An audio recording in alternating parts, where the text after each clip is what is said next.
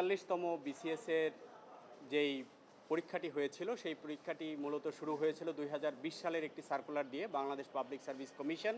সেখানে ক্যাডার এবং non cadre পদে নিয়োগের জন্য আবেদনপত্র আহ্বান করেছিলেন এবং সেই পরীক্ষায় 4,30,000-এর মতো ক্যান্ডিডেট অ্যাপিয়ার করেছিল।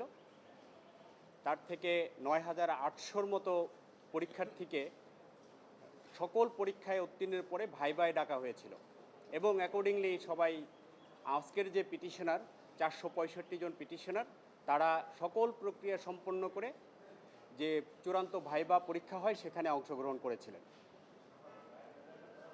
আমাদের যে নিয়ম রয়েছে অর্থাৎ ক্যাডার পোস্টে যাদেরকে নিয়োগ দেওয়া হয়েছিল, যেইগুলো পোস্ট ছিল তাদেরকে নিয়োগ দিয়ে পরবর্তী যারা উত্তীর্ণ প্রার্থী অর্থাৎ কোয়ালিফাইড ক্যান্ডিডেট থাকবে, আমাদের নন ক্যাডার পদে নিয়োগ বিশেষ বিধিমালা 2010 এবং পরবর্তীতে বিধিমালা 2023 অনুযায়ী তাদেরকে একটি মেধা তালিকা প্রকাশ করতে হবে এবং মেধা তালিকার ভিত্তিতে তাদেরকে পছন্দক্রম আহ্বান করতে হবে এবং পছন্দক্রম আহ্বানের ভিত্তিতে আমাদের সরকার কর্তৃক যেই অধিযাচিত পদগুলো থাকবে, পিএসসির দায়িত্ব হলো সেই পদগুলোতে এই কোয়ালিফাইড ক্যান্ডিডেটদেরকে রিকমেন্ড করা।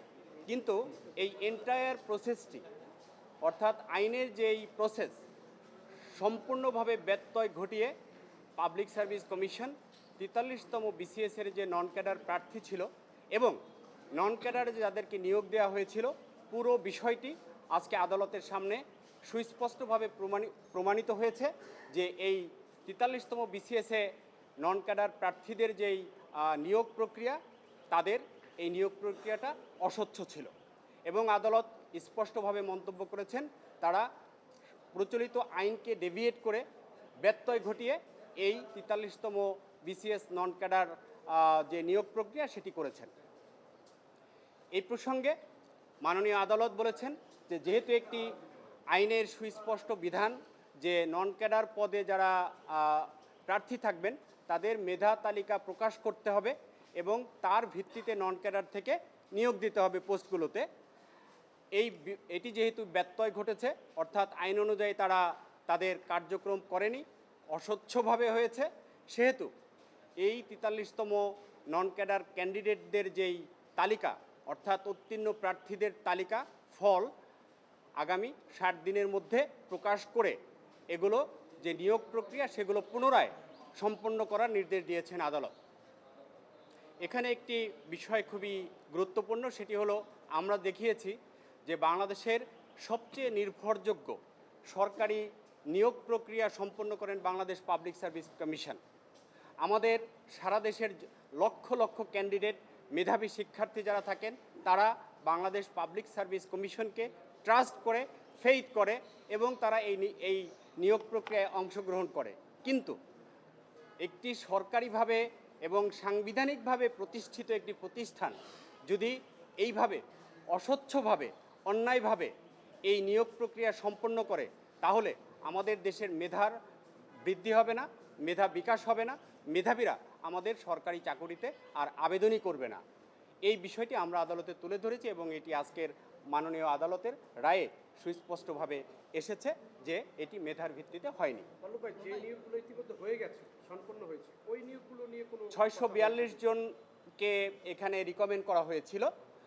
তো আমরা যারা অলরেডি নিয়োগ পেয়েছেন তাদের বিষয়টি আমরা এখানে চ্যালেঞ্জ করেছিলাম, বাট আমরা বলেছি তারা যেহেতু জয়েন করেছে তারা যদি নিয়ম অনুযায়ী পেয়ে থাকে তাহলে আমাদের কোনো অবজেকশন নাই। তবে যদি স্বচ্ছ প্রক্রিয়া করতে গিয়ে তাদের নিয়োগ বাতিল হয়ে যায় তাহলে সেই সম্ভাবনা কিন্তু রয়েই গেছে এবং আমাদের যে 465 জন আজকের এই রিটের আবেদনকারী তাদের বিষয়ে আদালত বলেছেন যে তারা যদি এই অধিযাচিত পদের জন্য যেই বিধিবিধান রয়েছে সেই বিধিবিধান অনুযায়ী এবং পরীক্ষায় যদি তারা এলিজিবল হয় অর্থাৎ তারা কোয়ালিফাইড হয় তাদের বিষয়টি এই নিয়োগ প্রক্রিয়ার ক্ষেত্রে পিএসসি কনসিডার করবে অর্থাৎ বিবেচনায় নেবেন। এরা সবাই চাকরি প্রার্থী, এরাই আবেদনকারী। অর্থাৎ এদের চাকরির বয়স চলে গিয়েছে। যারা নিয়োগ পেয়েছে তাদের বিষয় নিয়ে কোর্ট কিছু বলেনি। তাদের বিষয়ে আমরা কিছু বলিনি, বাট অন্য যেই পোস্টগুলো আছে এখানে প্রায় 12,000 পোস্ট আছে। সেই 12,000 পোস্টের মধ্যে আমাদের এখানে 465 জন হলো ক্যান্ডিডেট পিটিশনার, তাদের বিষয়টি কনসিডার করার জন্য আদালত নির্দেশ দিয়েছেন। Thank you. Thank you.